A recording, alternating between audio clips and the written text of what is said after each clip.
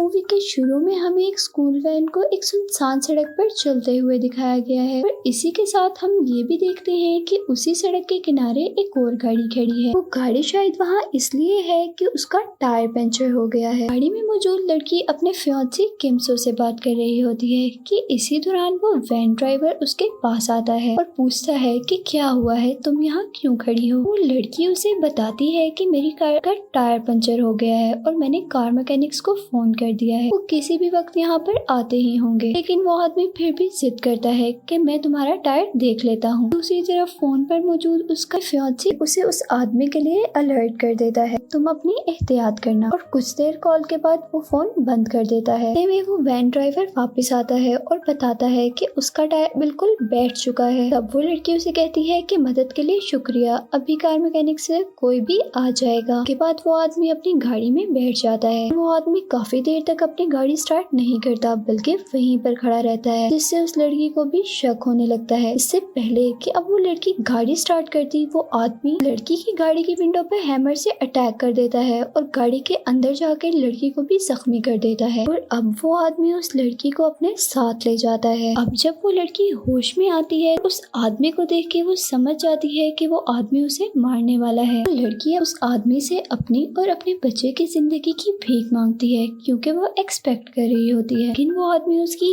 एक नहीं सुनता और उसे बहुत भयानक मौत देता है और उसके बॉडी के पार्ट्स अलग-अलग कर देता है। कुछ दिन गुजरते हैं और पुलिस को उस लड़की की बॉडी के पार्ट्स मिलना शुरू हो जाते हैं। यहाँ पर उस लड़की के फादर, जो कि एक डिटेक्टिव होते हैं, इस बात पर बहुत शॉक और दुखी होते हैं कि वो एक डिटेक्टिव होने के बावजूद अपनी बेटी को नहीं बचा पाए। और इसी के साथ उसका फियांसे किमसो, जो कि उससे बहुत प्यार करता था, फिर भी अपनी फीलिंग किसी से भी शेयर नहीं करता, वो बिल्कुल खामोश हो जाता है। अब हम देखते हैं कि किमसो अपने काम से 2 हफ्तों की छुट्टी लेता है, जो कि एक इंटेलिजेंस एजेंसी में काम करता है। इसी के साथ अब नेक्स्ट सीन में हम किमसो को एक एजेंट से मिलते हुए देखते हैं, जो कि उसे एक कैप्सूल देता है और उसे कहता है कि अगर ये किसी की बॉडी के अंदर रहे तो उसकी सारी बातें और लोकेशन हमें पता चल सकती हैं। अब किमसो अपने फियांसे के फादर से मिलता है, जो कि एक डिटेक्टिव हैं। वो उसे ऐसे लोगों के बारे में इंफॉर्मेशन देते हैं जो पहले ऐसे केसेस से रिलेटेड रहे हों। वो उनसे इंफॉर्मेशन लेता है और खामोशी से वहाँ से चला जाता है। अब किमसो उन लोगों को ढूंढने की कोशिश करता है और हम ये भी देखते हैं कि वो 2 लोगों को बहुत बुरी तरह से टॉर्चर भी करता है, लेकिन उसे यकीन हो जाता है कि इन दोनों में से कोई इन्वॉल्व नहीं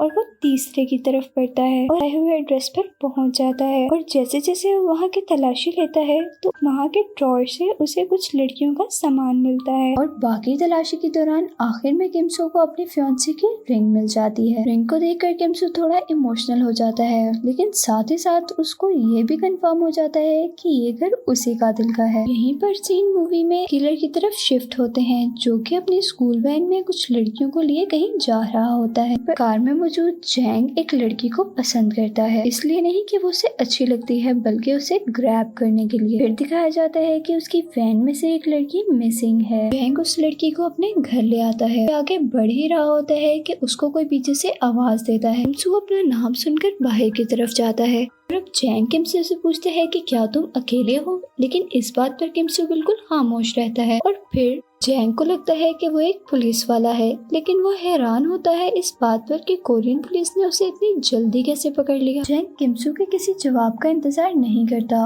और जोर से चिल्लाते हुए किमसो पर हमला करने के लिए भागता है, लेकिन वो किमसो पर हमला नहीं कर पाता बल्कि किमसो से बहुत बुरी तरह मारता है। वो भी किमसो को मारता है, लेकिन इतनी ज्यादा बुरी तरह नहीं। अब लड़ाई के आखिर में किमसो जैंग का मुंह एक बहुत बड़े प्लास्टिक से कवर कर देता है और अभी वो मरने ही वाला होता है तो जैंग उसे छोड़ देता है। किमसो जैंग को बड़े पत्थर से भी मारने लगता है, लेकिन फिर भी वो कुछ सोचकर उसे छोड़ देता है और एक कैप्सूल जो उसके पास होता है किसी को भी ट्रैप करने के लिए वो उसके मुंह में डाल देता है।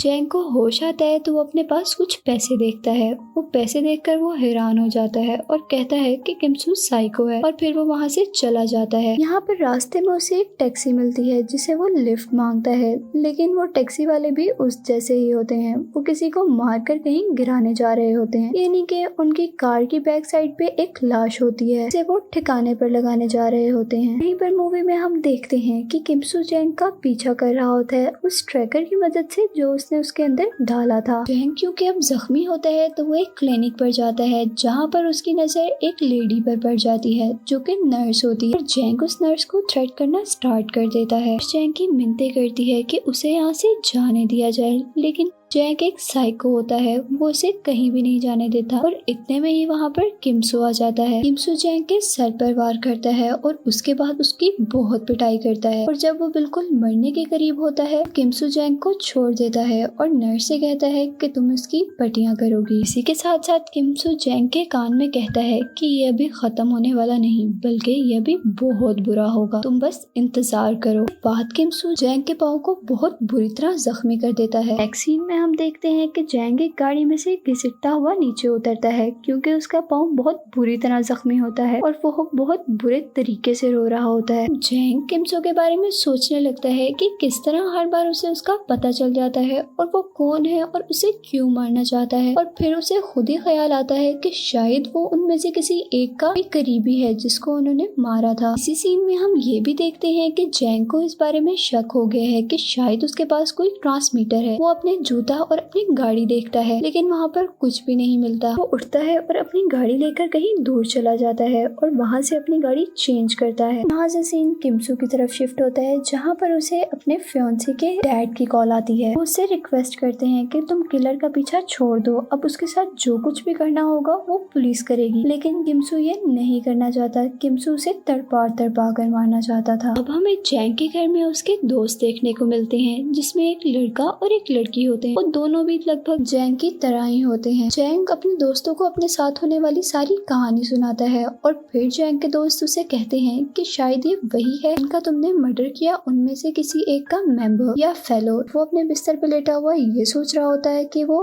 हो कौन सकता है, और अचानक उसे एक अंगूठी याद आती है। उसे सब कुछ याद आ जाता है कि उसे क्यों मारा जा रहा है। यहाँ पर जैंग के घर में एक लड़की होती है जिसे जैंग ने कैद किया होता है। जैंग का दोस्त उसे किचन में ले जाता है। उसके साथ कुछ बुरा करने से पहले ही वहाँ पर किमसू आ जाता है। जैंग का दोस्त बहुत हैरान होता है और उससे पूछता है, तुम बगैर आवाज किए यहाँ कैसे आ गए और तुम्हें यहाँ का कैसे पता चला। किमसू उसके सवालों का जवाब दिए बगैर उसकी बहुत पिटाई करता है। लड़ाई की आवाजें सुनकर जैंग भी बाहर आ जाता है, लेकिन किमसू किसी को भी नहीं छोड़ता। वो जैंग के दोस्तों को इतनी बुरी तरह मारता है कि उनको पता चल जाए। यहाँ पर वो जैंग को भी बहुत ज्यादा मारता है। अब अगली सुबह जैंग के घर पे पुलिस आ जाती है और वो उन सबको ले जाती है, क्योंकि अब वो सारे जख्मी होते हैं, इसलिए उनको पहले हॉस्पिटल लेके आया जाता है। किमसू को हॉस्पिटल में मिलने उसका वो दोस्त आता है जिसने उसे कैप्सूल दिया होता है। यहाँ पर किमसू का दोस्त किमसू से पूछता है कि तुम इसको छोड़ क्यों नहीं देते, तो किमसू जवाब देता है, अभी नहीं, जब तक इसको सबक ना आ जाए तब तक बिल्कुल भी नहीं। अब किमसू का दोस्त पूछता है कि जो मैंने कैप्सूल दिया था वो काम कर रहा है ना, जिस पर वो जवाब देता है, हाँ वो काम कर रहा है। यहाँ पर किमसू का दोस्त उसे ये बताता है कि जब तक उसे कॉन्स्टिपेशन नहीं होगी वो कैप्सूल काम करता रहेगा। उनकी सब बातें दूसरे बेड पर मौजूद जैंग सुन लेता है और जैसे ही अब किमसू जैंग के पास जाता है वो ऐसे बन जाता है जैसे वो अभी तक बेहोश हो। अब किमसू दोबारा जैंग को एक ऐसी जगह पे छोड़ देता है जहाँ पे वो कुछ ऐसा करे जिसका किमसू उसे सबक सिखा सके, लेकिन वो ऐसा कुछ भी नहीं करता क्योंकि वो अब जान चुका होता है कि उसकी बॉडी में ट्रांसमीटर है। और अब जब जैंग जानता है कि किमसू उसे सुन सकता है तो वो कहता है कि मैंने पूरी जिंदगी में ऐसा खेल कभी नहीं खेला और मैं जानता हूँ कि तुम मुझे सुन रहे हो। जैंग यहाँ पर ये भी कहता है कि मुझे इस खेल में बहुत मजा आएगा।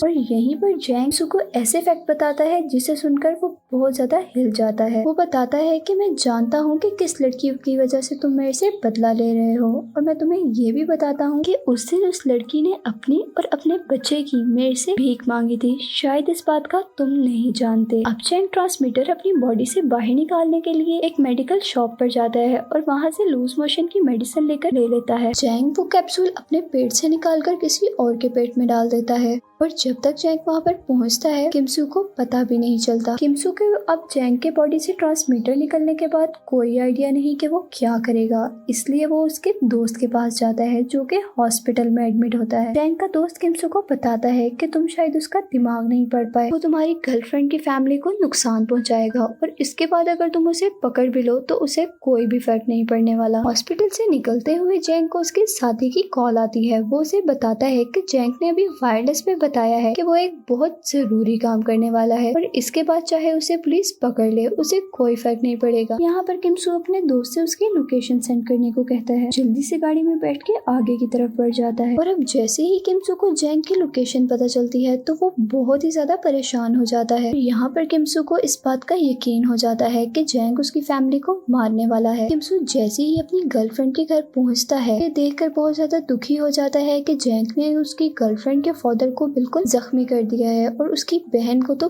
पूरा मारकर वहाँ छोड़ दिया है। और यहाँ पर किम सू को ये पछतावा भी होता है कि काश वो पहले ही उसे मार देता। और अब जैंग अपने आप को पुलिस के हवाले करना चाहता है क्योंकि वो जानता है कि किम सू उसे तड़पा तड़पा कर मारेगा। वो पुलिस को कॉल करता है और अपनी लोकेशन बताता है और उस लोकेशन पर जाकर खड़ा हो जाता है जहाँ पर पुलिस उसका ऑलरेडी वेट कर रही होती है। लेकिन ऐसा नहीं होता जैसे जैंग ने सोचा हुआ होता है। इससे पहले कि जैंग को पुलिस पकड़ती किम सू उसे चलती गाड़ी में घसीट लेता है और किम सू उसे उसी घर में ले जाता है जहाँ पर जैंग ने किम सू की फियांसी को मारा था। किम सू जैंग को उसी जगह पर बांध देता है जहाँ पर वो सबको मारा करता था। किम सू जैंग को बहुत ज्यादा टॉर्चर करता है। अब जैंग इस टॉर्चर से थक चुका होता है और वो पूछता है कि तुम मुझे मार क्यों नहीं देते, तुम मुझे मार दो। लेकिन किम सू कहता है तुम्हारी मौत ऐसे नहीं है, ऐसे है जैसे मैं दे रहा हूँ। अब यहाँ पर तुम अपनी जिंदगी का सबसे बड़ा दर्द देखोगे। जैसे तुमने लोगों को तड़पाया तुम खुद तड़पोगे और इस डर का सामना तुम खुद भी करोगे जो डर तुम और लोगों को देते थे। जैंग किम सू से रिक्वेस्ट करता है कि उसे छोड़ दो, उसे ना मारो, तुमने मेरे साथ पहले ही बहुत बुरा किया है। तो इस पर जैंग कहता है कि मैंने